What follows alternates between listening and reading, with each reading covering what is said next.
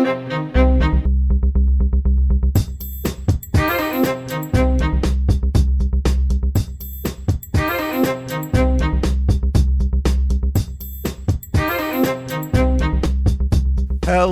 everybody, and welcome back to Small Town Murder Express. Yay and choo-choo. Oh, yay indeed, Jimmy.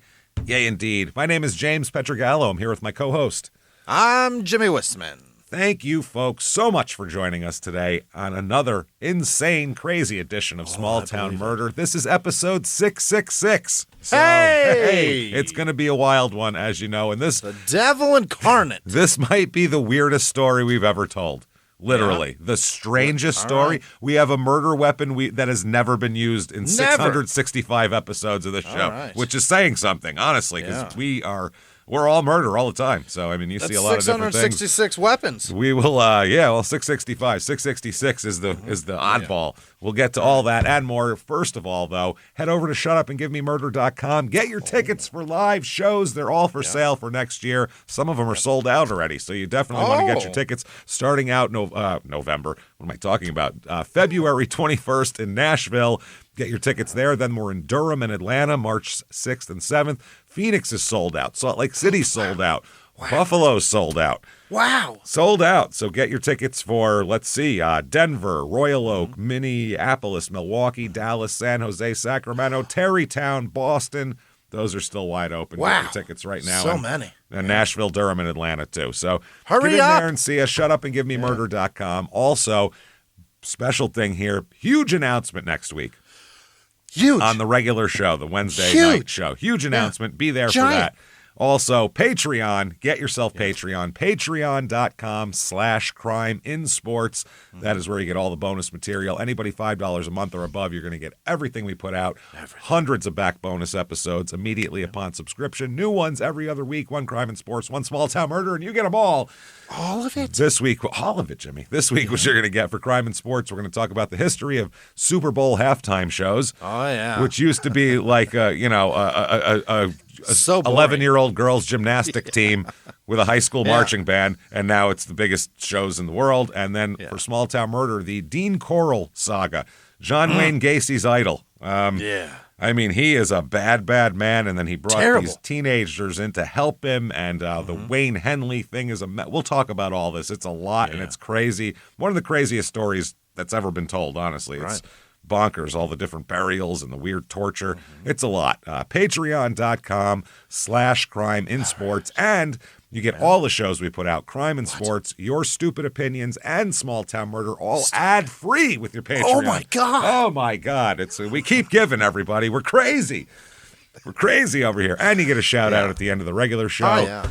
That said, I think it's time, everybody, to sit back. What do you say here? Let's all clear the lungs, and let's all shout. Shut up and give me murder. Let's do this, everybody. Okay. Let's go on a trip, shall we? Yeah, we have to. We have to. We're going to Missouri this week. Here we go. Maryville, Missouri. Maryville. Mary like the name, Ville like a place. There it is. Maryville, Missouri, northwestern Missouri. About an hour and a half to Kansas City.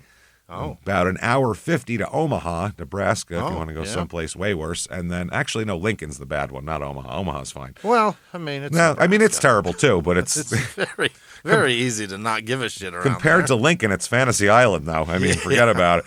And it's about 20 minutes to our last Missouri episode, which was in Skidmore. Remember that one? That was episode 625, Murders and Miracles. That is where the stolen baby was taken out of the woman, and then they ended up being just a wild story. So this is in Nottoway County, which is the same county Skidmore's in. Area code 660, population 11,070 in this place. And almost, exactly. And on this thing, normally we try not to do the same county twice in a row, but this story is it's just so crazy. I could not do it. I could not do it. Tickling my ass, James. I can't wait. Wait till I get to your balls, Jimmy. It's going to be awesome. Median household income here, $39,768, which is well below the national average. Jesus. It's about $30,000 less than the national average. Median home cost here also lower, $201,500, which is still tough 40 grand a year. Oof. Nickname here, I don't know why, but nickname Titletown. Yeah. I mean, Green Bay and Pittsburgh might want to talk to you, but we'll see. I don't know if maybe they're New York or fucking anywhere. You know how I'm sure their high school fucking volleyball team won the title in '64, and now they're still talking about it. The name originates from the town's first postmaster, Amos Graham. And you go, well, how the hell does Maryville come from Amos Graham? It's his wife. His wife's name is Mary. It's usually the daughter they name it after, but he went with Amos the wife. is a piece of shit. Mary was an angel. The thing is, Amos got caught diddling around Maryville, I think, and he's like, I got to make this up to her, guys. Please, just let me name the town Maryville, please. This is going to get me like out of this doghouse quick. You don't understand. You're mad at me? Well, look at the sign they just put up. Babe, your face is on it, too. There we go. The city had a bunch of things here. It was incorporated in 1856, then annulled in 1857. I didn't know you could annul a city. I guess they did. I guess they didn't consummate. Yeah. That's how it works. Reincorporated in 1859, then annulled again during the Civil War. What the fuck? Then reincorporated in 1869, then later in 1869 disincorporated again. And then finally, in July of 1869, finally incorporated for good. They could not decide. Yeah. There was a very controversial case here when there was, I'm going to read right from like the Wikipedia of this just to give it because I don't know the details enough to know who's right and who's wrong here. A controversial case arose in 2012 when a boy, 17 at the time of the incident, was arrested for rape and sexual assault of a 14-year-old girl, and a 15-year-old boy was accused of doing the same thing to the 13-year-old girl's friend, and a third boy admitted to recording the first boy's alleged assault on a cell phone.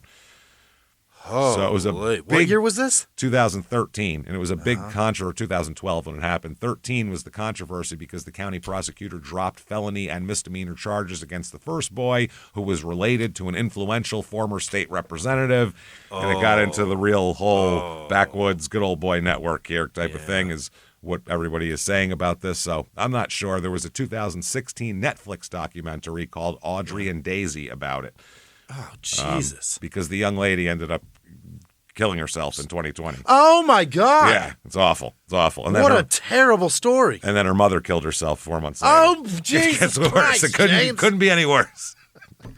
Our story is not as sad as this, let's just say. It's sad, but nothing I mean, that's production of child porn. That's illegal on so many levels. And so many levels. So fucked, yeah. Reviews of this town. Here is 5 stars. Everyone is so welcoming and like a large family here. I would like to see more community gathering to give newcomers a chance to connect with other people in the town better. A gathering for the newcomers. That sounds weird. Welcome wagon? The Funny Farm Founders Day picnic is what that sounds like. Did you hear what happened in 2013? I don't think you're getting many visitors. I don't think so. Here's 1 star.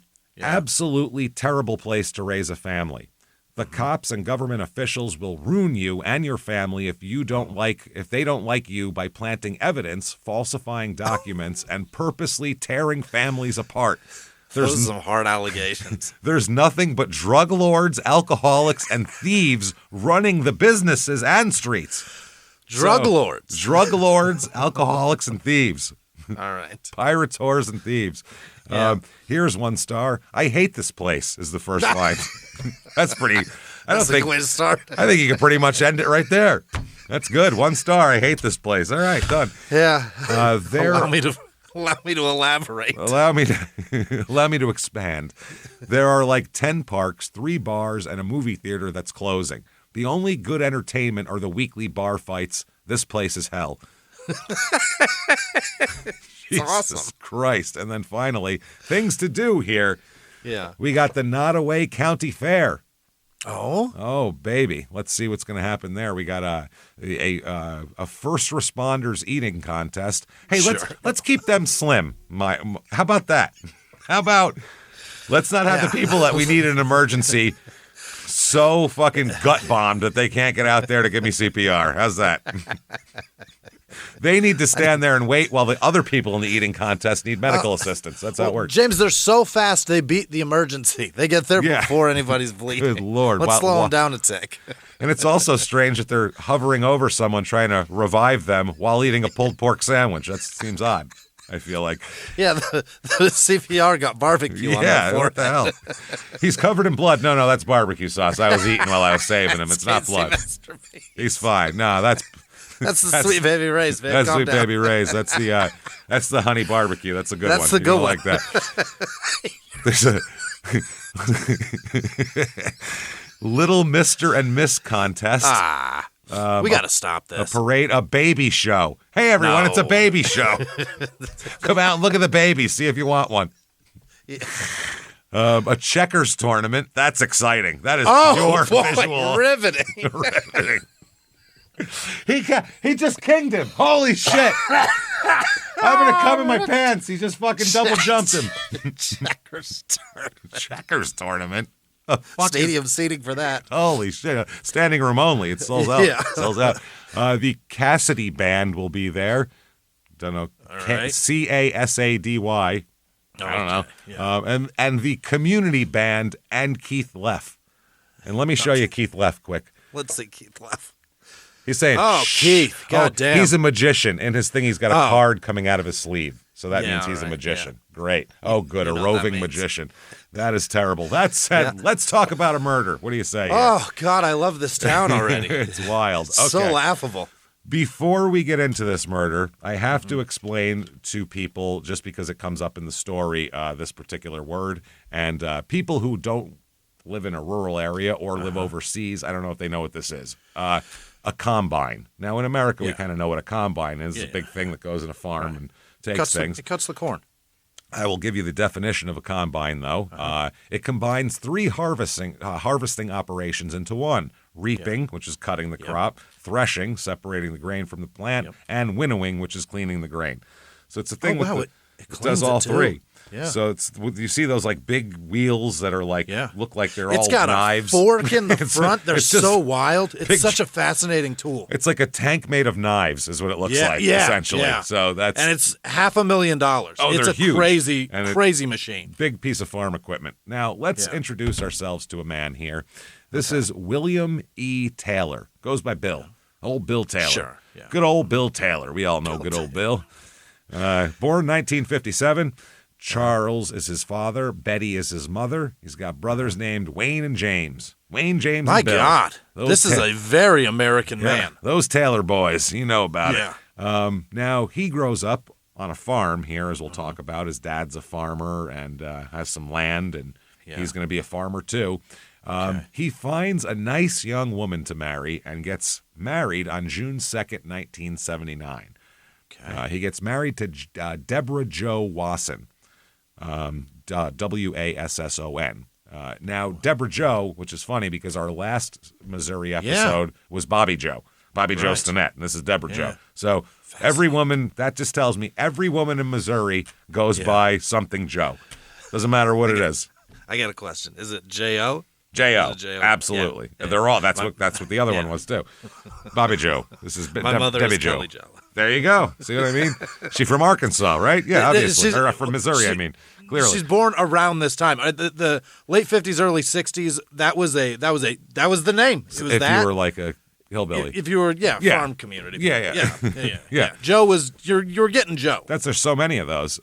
Now, she is born in 1956, her same age, and her parents are Robert and Joanne, so maybe that's where the Joe came from. Oh, okay, yeah. And she's got a brother named Steve, a sister named Sherry.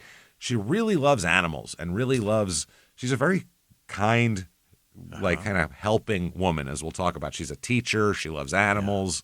Yeah. You know the lady. Sure do. Nice lady. She graduated in 1974 from Valley High School in Des Moines, Iowa, where she's from. She's from Iowa, so she's farming through and through there. You betcha. She got a degree in elementary education in 1978 from Northwest Missouri State University. Oh. And then received her master's degree as well. So she's ready to teach. We'll say that. Yeah. Now, they get married in Des Moines in June of 1979. So a June wedding in Des Moines. It couldn't be more beautiful. You can smell the corn doing whatever the corn does. There's some bugs in the air. I don't know what corn smells like. A little more love than bugs in the air. That's right. They're there. Now, they're going to have two kids as well. They're going to have Lori in 1983 and then Doug in 1985. So they wait a few years to start. They're very responsible people. Yeah. Bill's a farmer. And he works his farm, which is just south of Maryville here, and it's a family operation. Big lot of land they both have, and everything like that. His father, Charles, has property nearby, less than a mile away. Oh. So essentially, they're making kind of a compound of their farms out of buying farms close to each other. And apparently, they live very comfortably. They do very well for themselves. Yeah, it's a big operation. How farmers do pretty well in some areas. Yeah, you can make a good chunk of change. And especially in the 70s and early 80s too. Yeah, this is when corporate farm shit was really coming in. Yeah. And then Field of Dreams is the late 80s, where they're going to take your farm unless you build a baseball field where dead guys play. You know what I mean? Unless you can have a supernatural baseball game outside every night, then they're taking your farm, basically. That's how it worked. So they do very well. They live in very nice comfortable surroundings. They're this isn't a shack on a farm where they go out there with a hoe and try to make a couple of bucks. They have it's not equipment. Right. They do it's very like well. Hitting a horse with a hoe. Exactly. And a plow. With a donkey with a fucking plow attached with to a leather strap plow. Yeah. The one that goes over the kid's shoulders. Like Mikey Corleone in Godfather 2 in Sicily over there. It's a donkey. Now, she taught at a Catholic school, St. Gregory in Maryville, and that's where a lot of her family went to church as well. She taught junior high at this Catholic school, and she also taught the GED program at the C123 district as well. So she does a lot of teaching. She also is active in the Young Farm Wives Club, I guess. Right. Was a Girl Scout troop leader for Troop 323, co-leader of Troop 346, a member of the Service Unit 5 service team for Nottoway County, don't know what that is, and co-director of the Girl Scout day camp in the area as well. Nice. So she does a lot for kids. She's very into helping kids, and she loves animals and small children. Nice lady. Great. Perfect to teach. Perfect teacher lady. So that's what I want around my kids. Nurturing. Yeah. Now, spring of 1994, Deborah starts having some problems.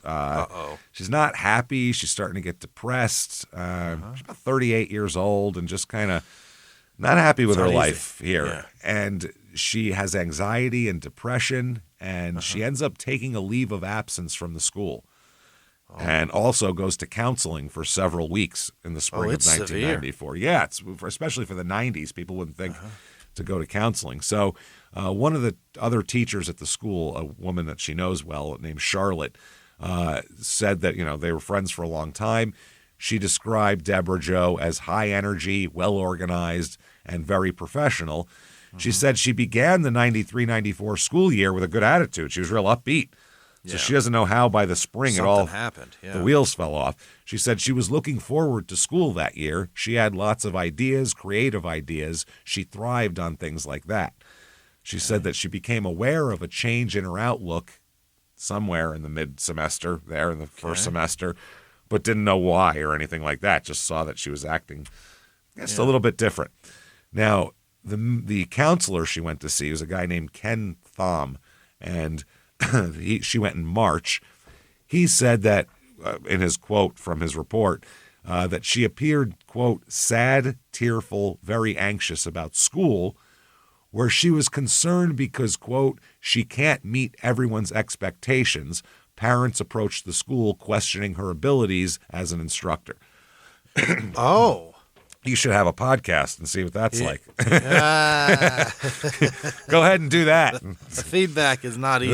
They'll point out every little thing about yourself that you might not have wanted to recognize. Your audience is 34 at the moment. Yeah, that's what I'm saying. Try having hundreds of thousands upon millions. And they're kids. You can, you can tell them, shut the fuck up. Yeah, hey, shut up. What do you know? No, but this shows that she actually gives a shit, though. Yeah. I mean, she's not just like, screw you. Everybody says she's such a great teacher, too. That's the thing. Like, everyone on the outside's like, she is like the best teacher we have. And she is so depressed because she can't meet everyone's expectations. Yeah. Meanwhile, she's exceeding them. Right. So this is coming she's crushing from it. And people internally. are telling her, yeah. And she gets one parent who the kid is probably an asshole and, not getting good grades or something. And then they go to complain and say it's her fault. And then she takes it personally. Who knows? That's the teacher's equivalent of reading the comments. You know what I mean? Exactly. And she's just taking them, and she can't take it. She hates it. Gotta put those aside. So he said he saw her for a few weeks, and he said also that she appeared to have some marital problems that included conflicts in the parenting of the two children and a lack of intimacy between the two. Yeah, They've been married 15 years. Yeah. 2 kids, the farm, the jobs, all that. Yeah. That this is a very normal complaint that people go to counseling for all the time, trying to get some spark back in their life. She wants to feel hot. Goddamn. Yeah, they got to get she needs some nipple clamps and a porn movie or something. They need maybe a light spanking. You know what I mean? They need to get some fire back in there. Go I don't know how you do it. For fuck's sake. Who cares? At least one night, 69 for Christ's sake. Get Bill a gimp mask. See how it goes. Who cares? Let's strap it on. See how it works. Slide a pinky in there. See if he doesn't squirm. Hey, you know what? I mean, he might fucking shoot it up to the ceiling. We have no idea. Worst he's gonna do is smack your hand away. That's all. It. That's all. He won't be offended. This guy, the counselor, also said that Bill appeared very supportive of Deborah Jo after she developed problems with anxiety and depression. He said, he was there also, and he was trying to help her out. So anyway, she had been referred to this counselor by the school. The school said, maybe you should see somebody if you feel like this. So while on leave, she's still working, actually, but just not as a teacher. She's working as a secretary for a Dr. Kanti Havildar. Yeah. There you go. Some foreign guy, foreign doctor. Yeah. Now, November 1994, we get to. Yeah. And William believes by this point, he's telling people that he believes Deborah Jo wants a divorce. She's 6 months into a nervous breakdown. Pretty much. It's not getting better, sure. Yeah, so we don't know if this is sure. We don't know if she did or not. But he says he feels like she does, even though it hasn't been brought up, I don't think. So, okay, no words, just emotion. But Bill is depressed, too, by November 94, which depression is catching, man. It really is. It's My contagious. God, is it contagious. Yeah. It really is. Yeah. So same way joy is contagious, depression is contagious, too.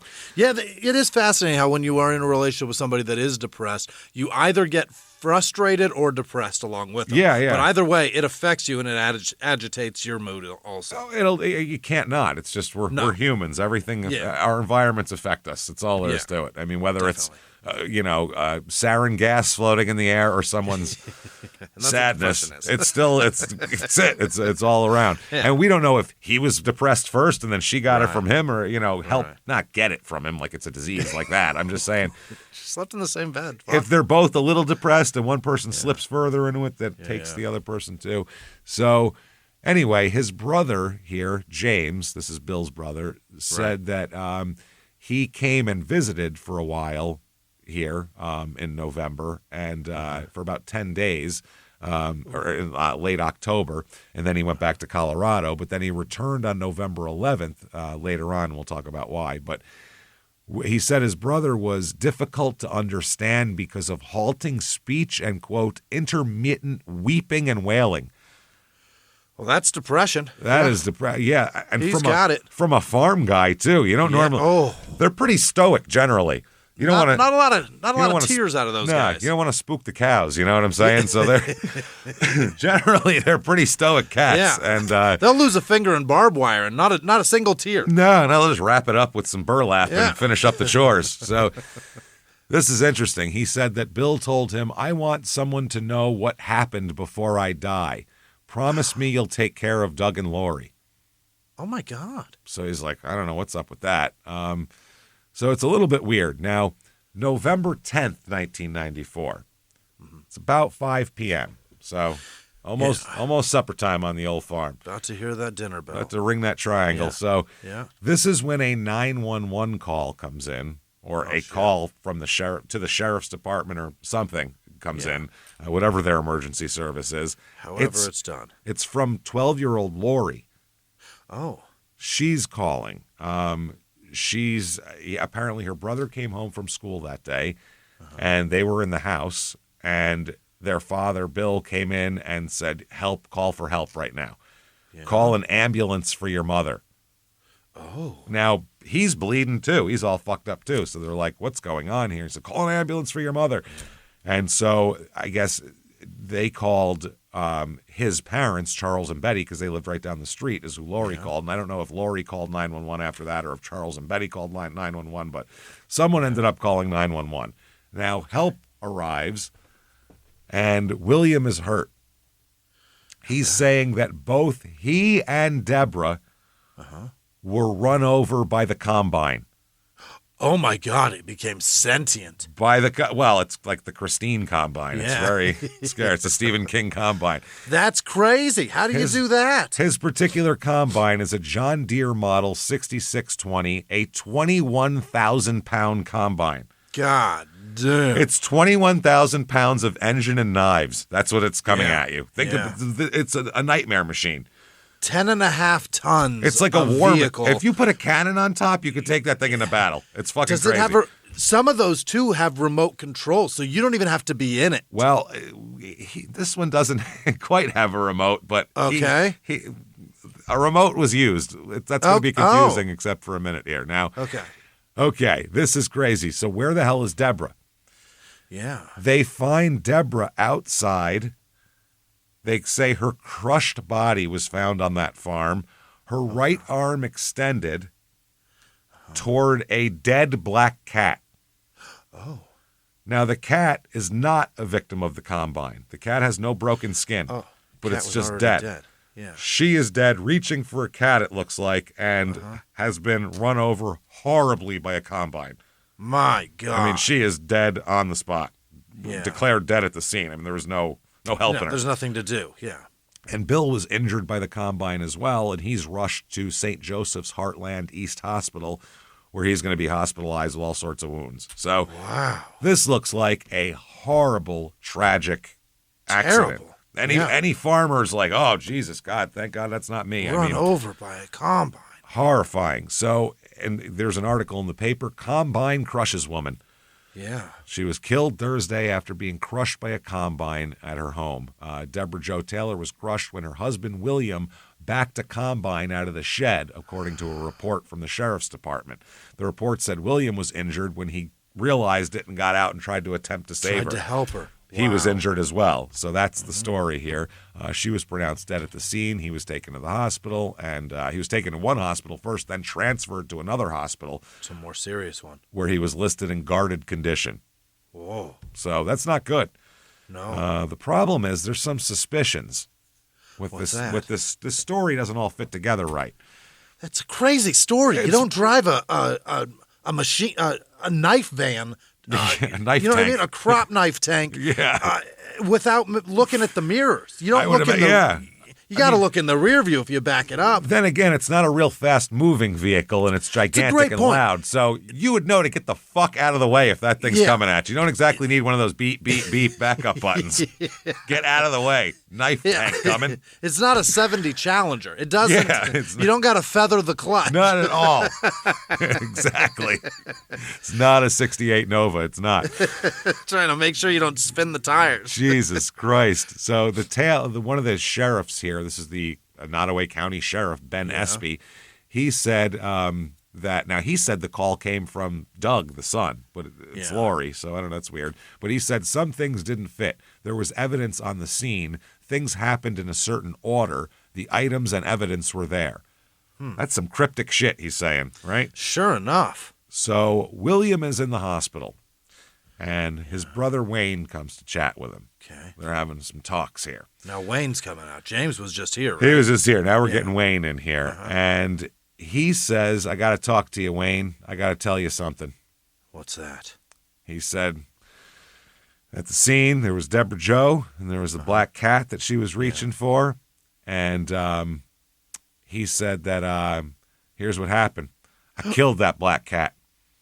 He said, I killed it with a hammer. He smacked the cat. And then I put it under the combine, and I called for Deborah to come get the cat out from under the combine and save it. You diabolical son of a bitch. That is using her love of... Come save the cat. It's under the combine. I don't want to kill it. Oh, my God. And it was already dead. He said he told... This is another thing he told Wayne. Yeah, come get this dead cat. Yeah. He told Wayne that he used a string to pull the hydrostat lever back, starting the combine in a rearward motion. Wow. He tied a fucking long piece of twine to it so he could do it from back there to crush her. What the fuck? That's what he tells his brother. He said he threw the cat under the combine to lure his wife underneath. And he got this twine yanked out. A rope. He got this twine out and did this. He told his brother everything. Oh, now, my word. His brother, who clearly isn't Italian, goes right to the sheriff's department with this information. That's just wild. He goes, the man killed a cat, y'all. Yeah, this is crazy. I mean, I'm not a big fan of Deborah Joe, but he killed a cat, y'all. Now, I feel horrible for these kids at this point, too. You got a 12-year-old and a 10-year-old, and unbelievable. And your dad's operating the combine with ropes to kill mom. And the cat. And your cat. And smacking cats in the head with a hammer. That's crazy. I feel terrible for these kids. Oh, that's just every step was on purpose. That's so bad. So, it's awful. So the sheriff shows up to talk to Bill about this. Yeah. And they go, Bill? Yeah. Hey, Wayne just came by. We heard some things. He told us some crazy shit. And Bill went, yep, I killed her. Oh, that was a good interrogation. Now, Bill, I heard a couple of things. Well, you're right. I did it. Okay. Well, hey, Bill, did you tell your brother something? He told us. He did? Damn him. Well, yeah, I did. He's right. He said he'd been depressed. Uh-huh. So, you make a diabolical plan to kill your wife with a combine. By the way. What the fuck? We've never had a combine as a murder weapon, ever. No. It's crazy. I imagine, I don't know for sure, I imagine you're hit with a combine. It's quick, man. It's got to be like a wood chipper, right? It's what it is. It's a wood chipper with four wheels. This kind of gets worse, though. Oh, no. I would think it would be quick, but anyway. No. Yeah, he said, this is his quote. That he tells the sheriff, quote, I decided maybe I was just so upset. I never anticipated it before. I had no idea. I found out from some rumors that before maybe she was running around on me off and on for the last couple years, but I wanted to put it out of my mind and not believe it. And they said, so I backed over with a John Deere? With a fucking 21,000-pound combine. Wow. Because I thought maybe she was running around on me a couple of years ago, on and off, maybe. Heard tell of it. I came home and she was blowing a guy on the couch. Yeah, that would be something. It's still not, don't do this, but at least you'd go, well, yeah, maybe he snapped or something. This is... Imagining it is way worse than seeing it, isn't it? Yeah, but you still have to know it's true before you start making murder plans. Because if you imagine what the fuck is wrong with you? If you imagine it, you think she's enjoying it more than, you know what I mean? Yeah. Yeah. But if you actually see it and you go, oh, he's not even fucking her good. Yeah. That would be, it'd be so much easier to be like, oh, gross, they fucked terribly. But in your head, you see her really loving it, and that'll drive you crazy. Fucking crazy. So he said, I took a hammer and I killed the cat. Oh, my God. Now, the coroner, this is crazy too, the coroner is going to examine the cat. The human coroner is going to have a... Okay. Yeah, that's fun as well. Yeah. What's the liver way, Doc? We'll find out. But the cat's skin was unbroken, had no lacerations or wounds consistent with farm machinery. So he wasn't there. Didn't get run over. Killed by a hammer blow to the head. That's it. They found bruising on its neck, evidence of blunt force trauma from a rounded object. Being held, yep. Being held. So, which pisses me off, obviously. That's fucked up. I really like cats. And that's a terrible way to kill a cat, too. It's awful. And I love it. That's not over in a sack, right? I have no idea. You imagine it writhes. I've never taken a cat to a hammer to a cat before. I have no idea how long it would take a cat to die. No. Yeah, I imagine happy anything you hit in the head, it has death convulsions. I would think so. I don't want to see that. That's fucked up. So he said he knew his wife loved animals, and he knew if she believed the cat was trapped under the combine, she would try to rescue it. So he just threw the dead cat's body under the combine, and that's that. He said he said, "Hey, Deborah Joe, come help me." She did exactly what he knew. She tried to save the cat, crawled under the combine to retrieve this animal, and that was that. So he said, quote, this is the quote to the sheriff, he said that he ran over both of them and continued in a circle until it the combine ran over both of them, meaning him too. That's how he got injured too. He couldn't get out of the way of it. Yeah. And continued in a circle until it backed into the shed. This thing has a mind of its own. It's sentient. Then William Taylor moved the combine back to a location near Deborah and put the string in a hog lot next to the lane. So took that twine he used and went and threw it in a hog lot over next to him there. Over yonder, apparently. Yeah. So, that's what he said. He said grab that hydrostat, push it forward, and the combine moves forward. Pull it back, it moves backward. All you had to do was yank it back. Yank a cord. This is crazy. That's what he said. This is so much. Yep. He said it rolled over his wife. He told investigators that he panicked when he saw his wife crawl under the combine. He said he didn't attempt to pull the lever to stop the machine. He instead tried to grab his wife before being run over himself. Oh, boy. That's his story, but we're going to find out that's not exactly the truth either. Really? He regrets it. As if this isn't bad enough. Yeah, you're in so much trouble. Just be honest. It's worse than that. Yeah. Oh, what? It's fucking worse than that. How? You'd wonder, right? So, the authorities believe that Bill had discussed also, because he brought this up somehow with the sheriffs or with his brother, that he also had talked about possibly killing the two children as well. Get the fuck out. Yes. He talked about killing Lori and Doug as well as his wife. After this. And the cat. Clean sweep. Yeah. No, in one big thing. Let's kill them all. He's going to run them all over with the combine? Not or in sure. some Burn other the plan? house down. I have no idea, but that's what he was the hell, man? talking about. That's wild here. Now, the kids, where the hell are they? Obviously. Yeah. Well, they are with Robert and Joanne, the mom and dad of Debbie here. They're in Iowa holding on to the kids at the moment. Okay. After that, the cops go back and search the Taylor farm. They take pictures, they take measurements, including measurements of the combine, where it was, where she was, how it would have backed, its trajectory of turning and radius and all that shit. They found the piece of twine near where Deborah's body had been lying the previous evening, they said. Oh, boy. The coroner wrote that authorities had recovered from a hog lot a 10-foot, 7-inch long piece of synthetic twine, which was placed into evidence. They also found what appeared to be the source of the twine, which was a spool in a garage a few hundred feet from where the body was found.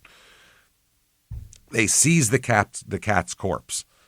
Yeah. They had no idea to even look for a dead cat the day before, or they wouldn't take a dead cat. It's a farm. Maybe a cat died. Who knows? So now they go back and they know they need to take this cat because they had done it. And they found, like we said, consistent with a hammer blow, inconsistent with combine machinery. Then the coroner disposed of the cat's corpse, didn't keep it in evidence or anything. Oh? Because it's where the hell does the coroner keep a dead cat? Yeah, where are you going to put that? Yeah. Stick that in the freezer this whole time? That's what I mean. It's so weird. I mean, nowadays, I guess you'd keep it, freeze it. I don't know. Something. Yeah, you got to have it in a freezer somewhere. But that's the coroner's got to now have a fucking freezer for animals. And this is over 30 years ago in rural Missouri. Yeah. So I mean, you're going to tell some coroner here, hang on to that cat. There might be forensic things. I threw that out the minute I was done with it. Are you kidding? So that's a hammer blow and through. Jesus. So the cat was evidence, but so what? So I mean, like I said, I'm not saying it's good to throw the cat out. I'm just saying what were they going to do with it at that point? Now the human coroner examines Deborah Joe here, and they find, in addition to her combine wounds, her obvious combine wounds, they find some wounds that are not consistent with the combine. What is that? They find lacerations to her forehead caused by blunt force. What? They find bruising to her left eye caused by blunt force. Uh-oh. They find contusions on her chest and fractured ribs on her left side and a crushed pelvis. She got her ass kicked. Yes, that's the thing. Now, the crushed pelvis and the fractured ribs, they think that's combine. Over. Yeah. But the facial injuries were not consistent with her being run over by a combine whatsoever.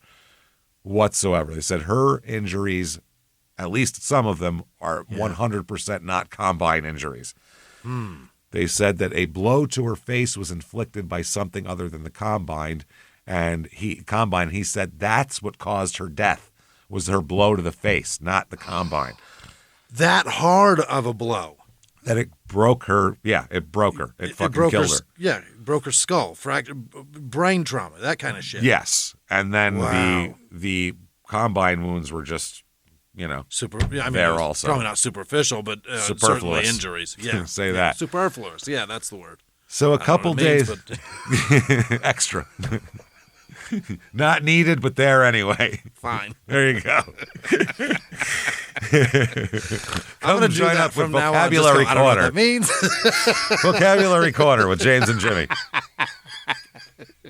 It's fun stuff. Now, November 18th, so this is less than a week after this happened. Yeah. He's let out on bond. Bill is. What? Yes. $100,000 bond is posted for him. Remember, they're not wealthy, but pretty well-off farmers. Yeah. So they have money for bonds and lawyers and things like that. This town really gives a shit about its people, huh? It's a lot. Yeah, that's crazy. So anyway, the police guard and his hospital room is removed because of the bond. Yeah. So he's free to be in the hospital. The bond was secured by property. Now, part of this is that he's not allowed to go near the kids if they come back to the county to visit relatives. He has to, get away from anywhere that they might be. So, June 1995 here. Yeah. I believe this is the same time the OJ trial is going on, by the way. 6 months later, yeah. So, otherwise, I feel like Combine murderer would have been a bigger story. That's huge, right? If it wasn't there. So, there is a motion to suppress. This is pre-trial. Williams' defense attorneys file a motion to suppress some evidence. They're talking about the twine, number one, all of this shit. They're saying that the search that they did the day after the death where they came and got the cat and they made measurements and got the twine, that should all be thrown out. Okay. This is their argument. The state shall not be permitted to enter into evidence or refer to during the trial any matters seized by the state during a warrantless searches of November 11th and 12th. None of the photos or diagrams may be used. No simulation or testing conducted during these searches may be referred to at the trial. The cat autopsy and evidence related thereto will be permitted. That's it. Oh. The cat autopsy only. Okay. Will be permitted. None of but the twine that they found, which is a big deal because that's how he was using it as a remote control. Right. That can't be used. So they grant their motion and suppress all this shit. Okay. So they're like, damn it, that's kind of shitty. They said these searches were conducted without a warrant. Why would you not get a goddamn warrant? What is going on? Well, I mean, I get that we're in the middle of nowhere in Missouri, but he called us here, so we just looked. Yeah, well, that'd be if it was all then, that'd be fine. Yeah. But the problem they came back the next day because at first it just looked like a horrible accident. Yeah. They took it at face value. Save everybody, take this one to the hospital.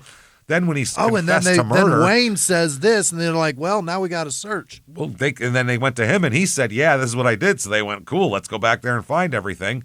But they didn't get a written consent to search. All they had to do was say, "Can you sign this?" And then we have consent. But you still get even if they sign for consent, you still get a warrant in a murder case. In a case of murder evidence, you do. They do it all the time. Yeah. So they said, just in case. Let's get just so they don't say we coerced him into signing it. Just so a judge can't throw all this shit out. Exactly. This is important shit. Yeah. So law enforcement quote didn't think they needed one. Huh? I didn't know I had to do that. What's that now? Huh? That's like a football coach going, "Oh, I didn't know we needed plays. I didn't realize that. Oh shit. Oh wow. We are really. Oh boy." Guys, improv it up out there, really. Yes, and like a motherfucker. I don't know. What the fuck? That is wild. So, July 1995. Now they get a search warrant to return to the farm in July, which a year later. Great, good year job, and a half, guys. No, it's a year. Yeah, a little less than a year. So, they get this is to do measurements. Because they can't have the twine. That's already gone. They already blew that. Yeah. But they can do measurements on the combine to see how it turns. How far? Yeah. How long this is so they can, make diagrams for court and shit like that. Right. So they go to do this. They open up the shed. The combine's not there. Where'd it go? It's fucking gone. Where's the combine? Is that how he got bond? They ended up finding it in a shed on a property belonging to his father. He had his dad take the combine away. It was put away, yeah.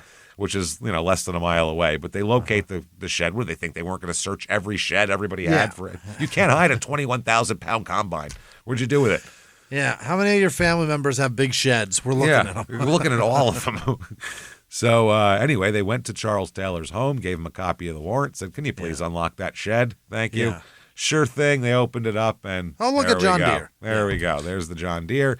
So they move it to a nearby John Deere facility to measure it and photograph it and videotape all of that shit and everything. Yeah. The evidence, the measurements, photographs, and videotape, this is all going to be crucial at trial because the measurements help establish that Deborah's facial injuries could not have been caused by the combine. That helps prove that. And all that, yeah. At this point, they assign a special prosecutor. I think so much has been fucked up so far that they're like, okay, we got to get somebody half decent in here. We're getting a special prosecutor. So they do. This is with the Attorney General's office. They come in of the state. Okay, and they decide that this isn't a second-degree murder. This is a first-degree murder. Absolutely. To do this, it's diabolical. Jesus Christ. The cat and the string, that's planned. And the cat and the string isn't even true, as we'll find out. What? Oh, it's crazy. So the Attorney General said that they've changing it from second to first degree murder. In review of the facts, we believe there was some deliberation on his part. No shit. We believe that the evidence will show such deliberation. Now, at the same time, in civil court, there's actions going on as well. Okay. The children, his children have, I'm sure someone helped them with this. I don't think they went to an attorney themselves. 12 and 10. Listen, we got to file some paperwork. Yeah. We're here representing ourselves. Yep. They're seeking unspecified damages in a wrongful death accusation against their father. And an insurance company has named the children and their father in another action seeking to nullify coverage in a policy the family held. Trying to fuck these kids out of money now. Wow. The company asked the court for a declaratory judgment of non-coverage on the policy, and those civil actions were pending here when this case goes to trial. Wow. It's a 7-woman, 5-man jury. And so ugly, James. It's ugly. So the defense mounts, here's their deal here. Here's their multi-fucking faceted attack here. Yeah. They said the judge who issued the warrant had previously disqualified himself from the case. Mm-hmm. So there was that. They said, so the warrant that they got for July shouldn't count. Oh, well. The judge found that didn't matter. The cops went through the proper procedures and everything is fine. And he is a judge, so it's legal. So, It doesn't just because he's not on that case. And they also said the evidence would have been discovered anyway through other legal means. It's inevitable discovery. Eventually, they would have legally been able to measure a combine. Yeah. You know what I mean? So they also said the affidavit supporting the search warrant wasn't right. They argued that the warrant relied on information obtained during the illegal November searches. So that shouldn't count either. The court said no. He confessed to using twine to cause the combine to roll over his wife. That confession would have led investigators to the combine no matter what they found while doing warrantless searches. Another inevitable discovery. They also said William Taylor had no standing to challenge the search because the combine was on his father's property, not his. And the prosecution argued that Taylor couldn't claim Fourth Amendment protection for a search conducted on someone else's property. So you don't have standing to do that. Right. You volunteered to have that be away from your property. That's the thing. Someone took that. And the evidence should have been obtained through discovery rules, not a search warrant. And they said, tomato, tomato. All right. You know what I'm saying? What are we talking about here? Shit. This is 21,000. You know, what are we talking about? The court said, get the fuck out of here, essentially. All right. He can't claim he's like shocked that the prosecution wants to check out the combine because that's essentially what he's trying to do. I mean, you told them that's what killed her, man. They want to look at it. So the combine evidence is allowed in. The measurements and videotape are admitted at trial, and there's that. Now, there is evidence that is not allowed. There's an agreement between the prosecution and defense to exclude certain topics from the proceedings. Like what? And this is stipulated between both of them. At the start of the trial, both sides agreed they will not mention Deborah Taylor's relationship with her mother for some reason. We don't know why that is. I mean, we could speculate till the cows come back to this farm and that cat comes back to life, but who knows? I mean, the obvious one is that there was conversations had, right? I don't know if a bad relationship, a good relationship. We're not going to. Who knows? Okay. And number 2, just quote, an abortion. Oh, so we don't know who had the abortion. Scandalous. When, her mother and an abortion. This is good. God, I've never wanted to know more information that is suppressed and not allowed in this trial. This is ridiculous. That's the only story I want now. That's it, right? Totally. So there was topics. These are topics related to Deborah's psychological treatment, and her psychologist had apparently had information about these issues from their therapy sessions, and they're going to allow the psychologist in his notes, but not those 2 things. Can't talk about those 2 things. No lawyers can bring it up, and if it is brought up, it has to be shut down. Got it. So during cross-examination later on, the defense started asking about Deborah Joe's relationships with, quote, other family members. And the prosecution said, didn't we agree to this? Right. What are we doing? What the hell, man? And the judge said the court interprets the same stipulation applies not only with not only the case in chief, but the rebuttal or surrebuttal or whatever. So can't do it, essentially. Okay. The trial judge does not allow the evidence, obviously, from the search warrants that never happened, the twine and all that. The prosecution's case is presented thusly. They have evidence supporting a theory that Deborah had struggled with her husband before her death. So they're saying from her facial wounds, he didn't. Killing the cat, putting it under there, luring her would have been bad enough. The fight and then placed and then run over? He tried to lure her with the cat. He killed the cat, tried to lure her, they're saying. She didn't buy it. So he beat the shit out of her and threw her under the combine. And then rolled over her. That's way worse. Some say, when I said it's worse, and you go, wow, the fuck is it worse? This is worse, right? Somehow. The order is so fucked. It's fucked. Well, that trick didn't work. I'll just beat her senseless and throw her under there. I murked a cat, and that wasn't enough. Dude, it's fucking crazy. So there's that. The prosecution says the combine's dimensions were inconsistent with causing the facial injuries sustained. It's basically mathematically impossible for the combine to have caused the facial injuries. And they said if Deborah was conscious when she crawled under the combine, she would have tried to escape when the combine started moving. So even if she did crawl under and then escape it, that's probably when the physical confrontation happened. So either she wouldn't go under there or she did and then said, hey, you're trying to run me over. Either way, he had to beat her and throw her under there. Beat her to death, essentially, and throw her under there. Right. So the injury that killed her was the beating. Therefore, it was he didn't know that she wasn't dead or that she was already dead, but that's a post-mortem run over with a combine? With a combine, essentially. God damn.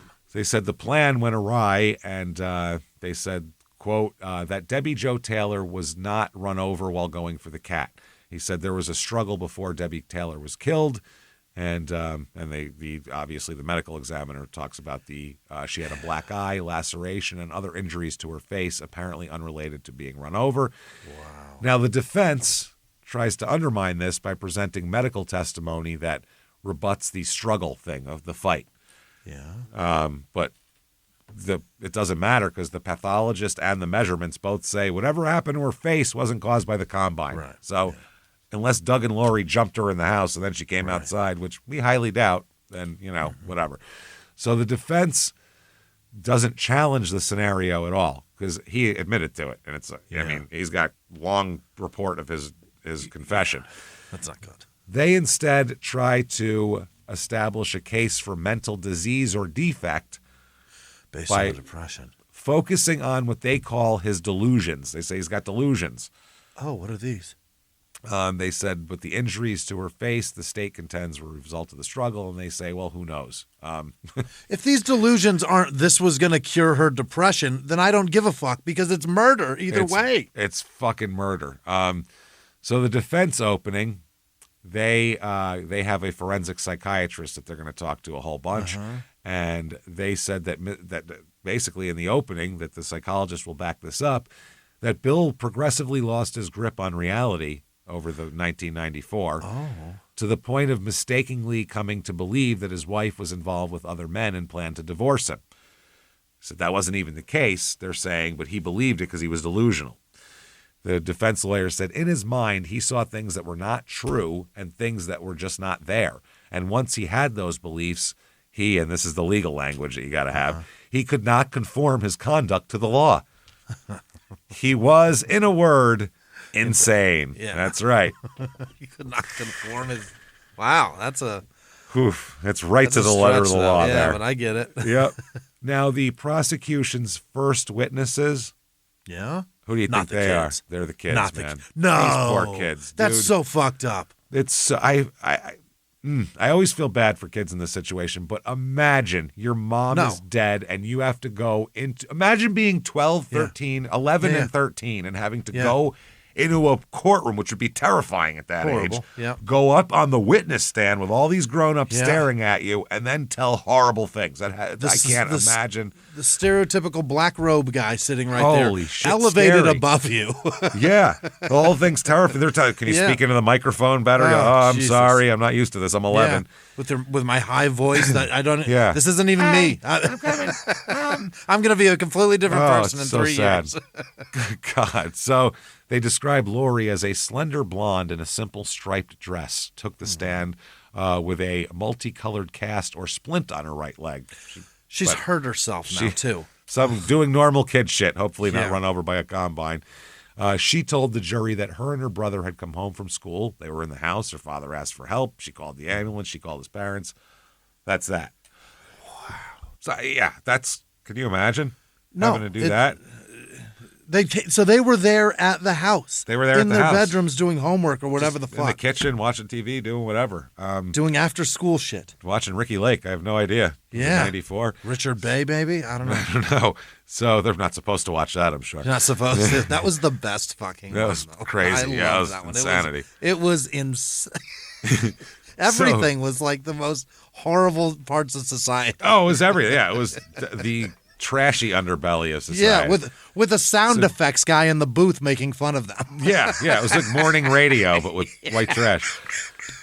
So then Doug takes the stand. Yeah. He's not even 11 yet, I don't think, here. Oh, He's 10. Jesus. He takes the stand, and I can't imagine how scary.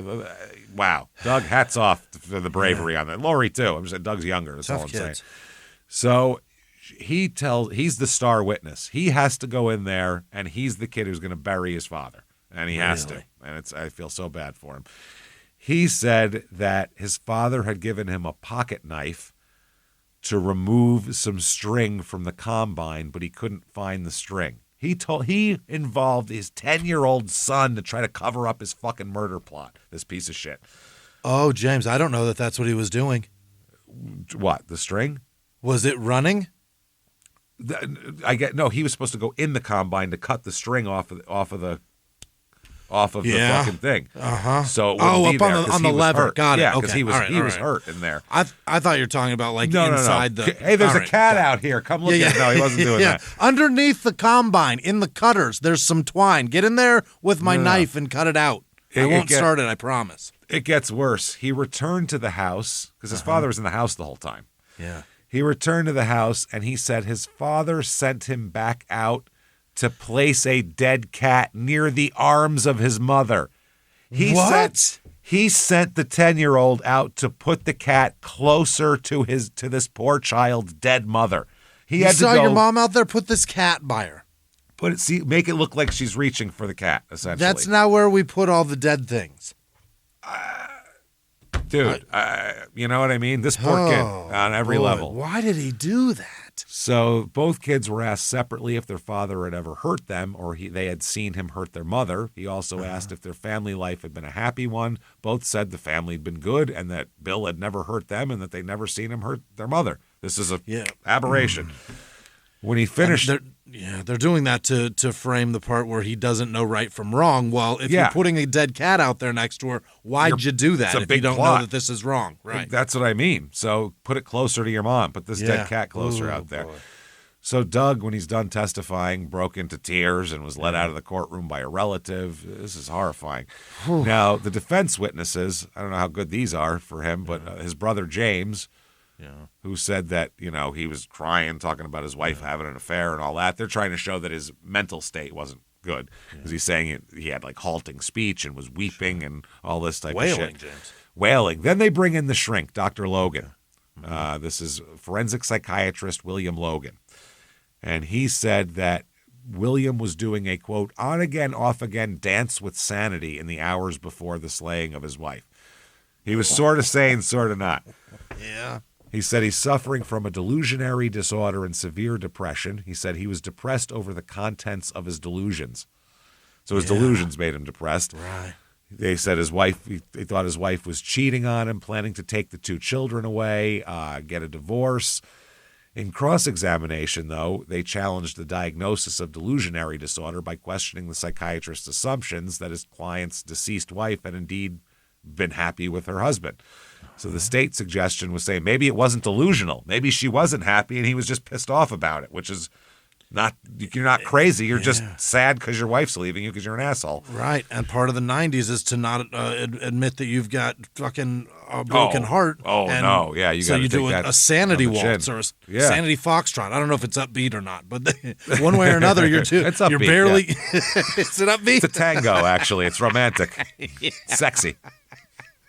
But the point is, like, you can't admit that so you kind of go back and forth between this is my life and this is my sad reality, and then this is my life and this is my sad reality. That's right. They said also maybe he wasn't being delusional after all and was concerned about the financial impact of alimony and child support payments. Maybe it was that now simple. He's speculating shit? God damn it. So the Assistant Attorney General produced a workbook of Deborah's that contained references to divorce or separation and child support.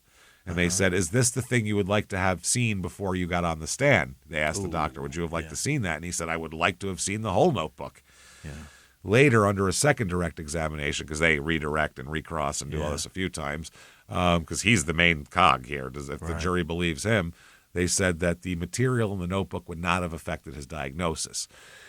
Now, in his notes, they talk about interviews with Bill that this doctor had where he had been considering killing his wife with the combine since the day before her death, which is premeditation. Yeah. The testimony also revealed that earlier in the day of her death, he had considered deliberately wrecking the family car during a trip to St. Joseph and killing everybody. Just yanking it into a bridge. That's it. He considered it after noticing his wife had dozed off and wasn't wearing a seatbelt. He was wearing a seatbelt. So he said, I could shoot her right through the windshield right now if I wanted to. Which we've actually had a case like that. Yeah. Exactly like that. But we've never had a combine. God damn it. Just talk, you guys. Have conversations with people and this shit goes away. Yeah, Jesus Christ. So they talk about that. They said, to the visible irritation of the doctor, the prosecutor at one point referred to the defense's theory of Bill Taylor's fluctuating sanity as the, quote, light switch theory of delusion. Oh, Bill. As he was reading a definition of delusionary disorder from an industry text, the prosecutor took the view that the term variable in the text meant varying in nature from one person to another. And he shared that note with Dr. Logan. Dr. Logan shouted, no, it also fluctuates within the individual. Okay. So now they're arguing over the meaning of this word in this sentence. It depends on what the definition of is what we're doing now on the stand. So they said the doctor and the prosecutor said the prosecutor oversimplified the definition of the disorder and its nature by reading only a small portion of the defining text.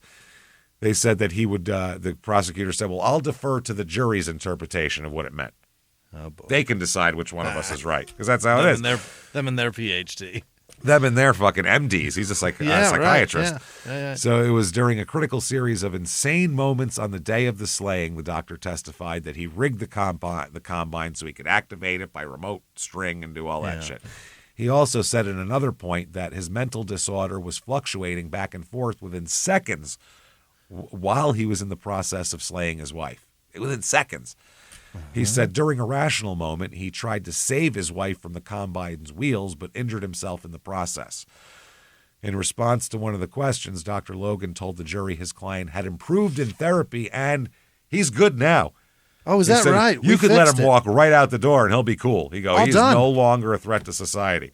I'm an amazing therapist. I am so good at this. Several shrinks for the state completely disagree with all of this shit. Yeah. They say, hell no. He may have been depressed and he may have had an adjustment disorder, but that's not, I don't know the difference between right and wrong. Killing my wife is fine by the law, delusional. That's crazy. One guy here, Dr. Daniel Birmingham, he said, I believe he was genuinely distressed. He said, I don't believe divorce or separation justifies homicide, though. Right. There you go. He said also, no one will ever know for sure whether she was about to leave her husband, but his account of her behavior was consistent with that possibility. He was not seeing things that were not there. He was seeing... There's a valley between distressed and disturbed. Yeah. If you're just sad because your wife's leaving you can't kill her. You're not crazy. You can't shoot her through the passenger window. If she was like, oh, our relationship's never been better, and he's like, she's going to divorce me, I have to kill her, then maybe you're delusional. They also bar a newspaper for taking photographs. There was like no photographs of this fucking man or anything about this because they had ordered no photographs be taken and barred a newspaper who took a photograph so that no one else got any. I have one grainy newspaper picture of him being led into court in handcuffs. That's it. The verdict comes in. There's a separate instruction for the jury when it receives the case will deal with the defense's effort to prove the mental illness. Basically, you can find first-degree murder, you can find second-degree murder under diminished mental capacity, or you can find just not crazy. Guilty. Yeah. They find him guilty of first-degree murder. First, of course. First-degree murder. He was taken into custody. The judge told him, I'm sorry, but that's the way things are. Because he said, I want to continue my bond. And they're like, nope, you're going. Mrs. Deborah Joe's mom said justice was served. The children will suffer all their lives, but we'll take care of them. Yeah, the poor kids, man. I mean, they're in their 30s now. Yeah. Pre-sentencing comes around, and they're talking about they're trying to figure out. They said the defendant was prejudiced by the court's admission of evidence, especially the videotape. Yeah. So before sentencing, they're trying to get shit thrown out, or they're basically trying to say we should have an acquittal, a judge acquittal, a bench acquittal because of this evidence that shouldn't have been allowed in. In sentencing, Bill speaks. He says, the results of the trial were not understandable to me. I've tried to be a decent person. To this day, I don't know why and how this happened. He said, my wife's death was a terrible tragedy that shouldn't have happened. And the judge actually said, I think everyone in the courtroom would agree with that. Bill, what are you doing? Then he condemned the media for, quote, distorted coverage of him, and said he would appeal this conviction. He said that they said, have your attorneys represented him well? And he said, not really. He said, I wanted them to enter Christmas gifts that I bought for Deborah before her death to show how much we loved each other. The judge said, well, that wouldn't have mattered. You, sir, may fuck off. Life without parole. Wow. Eat dicks, Bill. Yeah, got him forever. Also, there's a land transfer under scrutiny here. There was I guess an attorney saying that's recently come to our attention that Bill Taylor has seen fit to attempt to transfer all of his real estate, which he holds record title. So he's trying to transfer it. Yeah, they don't take it. Yeah, to Charles and Betty, his parents there. Yeah. So he appeals on thinks the combine should have been suppressed, the coroner's testimony about the cat, limited cross-examination of Deborah's psychologist, not talking about her mom or the, quote, abortion. Yeah. Doesn't matter. It's bad. Conviction affirmed. Eat dicks. Keep going. Bill's still in prison, I think. God, or he died. I can't find Bill. I looked through the Missouri inmates. I couldn't find a guy with that date of birth. There are a lot of William Taylors. There's like 6 of them. Yeah. But none of them are him. So I don't know which one is which, but there you go. Very quickly here, we got to bust through the end. Sure. ShutUpAndGiveMeMurder.com is where you get the tickets for live shows. Nashville, February 21st. You're up first. A bunch of them are selling out. Get your tickets right now. Patreon.com/CrimeInSports. All the bonus material that you can fucking handle. Over hundreds of bonus episodes upon subscription. Anybody $5 a month or above. New ones every other week. One Crime and Sports, one Small Town Murder. You get them all this week. Super Bowl history of Super Bowl halftime shows for Crime and Sports. Dean Coral, who is John Wayne Gacy's idol, we think here. He learned the handcuff trick from that whole thing. That he is for Small Town Murder. You get everything. You get all the ad-free. You get a shout out at the end of the show. Do that. shutupandgivememurder.com. Follow on Instagram at smalltownmurder. Facebook, Small Town Pod. Do that. Keep coming back and seeing us. Follow us there. See you soon. Until next week, everybody. It's been our pleasure. Bye.